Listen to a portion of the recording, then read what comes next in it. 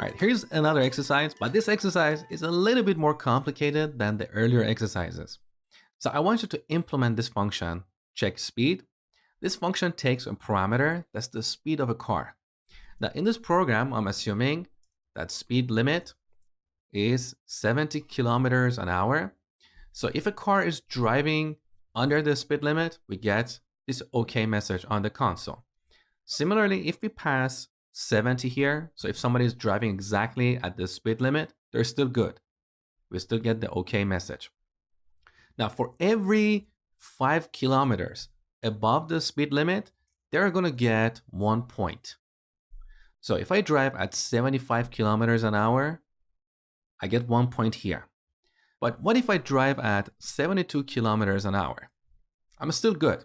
So for every 5 kilometers above the speed limit, we should give the driver 1 point.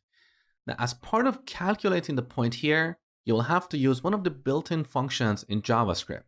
That is mass.floor. We can give this function a floating point number, like 1.3. Let's say 1.3 points. And this will convert that to the greatest integer. For example, if we go in the console here and type mass.floor of 1.3, we get 1. So you will have to use this function as part of your calculations, okay? Here is a tip for you. Now back to our check speed function.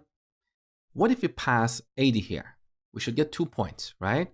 So we get 2 points, beautiful. Now what if we drive at 180 kilometers an hour? Our license is suspended. So if a driver gets more than 12 points, then their license should be suspended. So here's the logic for this function. I want you to spend 15 to 20 minutes to do this exercise. Once you're done, come back, continue watching. All right, now let's see how I solve this problem. So let's define a function called check speed. It takes this speed parameter. Now first we want to see if the speed is less than the speed limit. So here's a simple if condition. If speed is less than 70 kilometers an hour. We want to display console.log. Okay. Now the first thing I want to improve here is to turn this magic number into a constant, because someone else looking at this code may not know what 70 represents here. So you should avoid using magic numbers in your code. Always use constants to describe them. So here we can define a constant. Speed limit, we set it to 70, and then replace this magic number with speed limit. With this change, now our code is more expressive, and also, if you want to use this number somewhere else in this function, we don't have to repeat it multiple times. We have defined it here once, and we can reuse it in multiple places.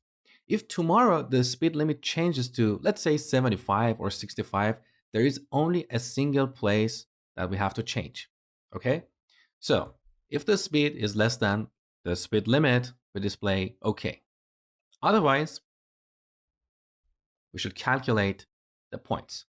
So here we need a simple calculation. We want to get the speed, subtract it from the speed limit, and then divide the result by 5. Because for every 5 kilometers above the speed limit, we should give them 1 point. Now, once again, we don't want to use this magic number here. It's not descriptive. So we want to turn this into a constant. So let's define another constant. We can call this kilometer per point and set it to 5. And then replace this magic number with km per point. So with this, we get the number of points that we should give to this driver. Now, the result of this expression can be a floating point number. So earlier I told you to use mass.floor to convert that floating point number to the greatest integer. So here, we can call mass.floor, and as an argument, we pass this expression here. So this is how we calculate the points. Now we should check to see if the driver gets more than 12 points. So we need another if statement. If points is greater than or equal to 12, we want to suspend their license. So console.log license suspended. Otherwise, we want to display the number of points on the console. So console.log points. And as a second argument, we pass this points variable. Now, technically here, I could also use a constant, and that's a better practice to make sure I don't accidentally modify these points here. So we change this to a constant. And if we accidentally try to modify points like this, we're going to get an error. Okay?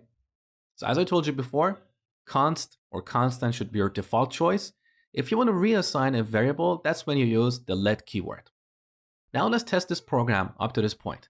So on the top, I'm going to call this function check speed and pass 50. Save the changes. We get OK. So far, so good. What if we drive exactly at the speed limit? That's weird. Instead of getting 0 points, we should get the OK message. So there is a bug in our condition here. So if speed is less than or equal to speed limit, we should get the OK message. Save the changes. Now the bug is solved. What if we drive 1 kilometer above the speed limit? Notice all the test cases I'm going through for this exercise. It's very important that when you write a function, test it with different values. So if we call this function with 71, what should we get here? We should still get the OK message instead of 0 points, because starting from 75, we should get the first point. So let's save the changes and see what we get. We got 0 points. So we still have a bug in this function. Well, we should actually change this condition to something like this. So we want to get the speed limit, in this case 70, at kilometer per point. So that will give us 75. If we drive less than 75, we're still good. But from 75 kilometers an hour or faster, we should get a point. So let's save the changes.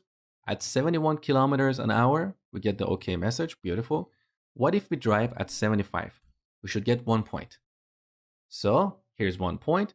What if we drive at 70, let's say 7 kilometers an hour? We should still get 1 point. So save the changes, 1 point, beautiful. What if we pass 80 here? We should get 2 points. There you go. Now to get 12 points, we have to drive 12 times 5, which is 60 kilometers above the speed limit. So if we pass 130 here, we should get 12 points and our license should be suspended. Save, license suspended. Beautiful. So our function is working. I just want to show you one more tip to make this code cleaner. So here we have this else block, and this has caused indentation here.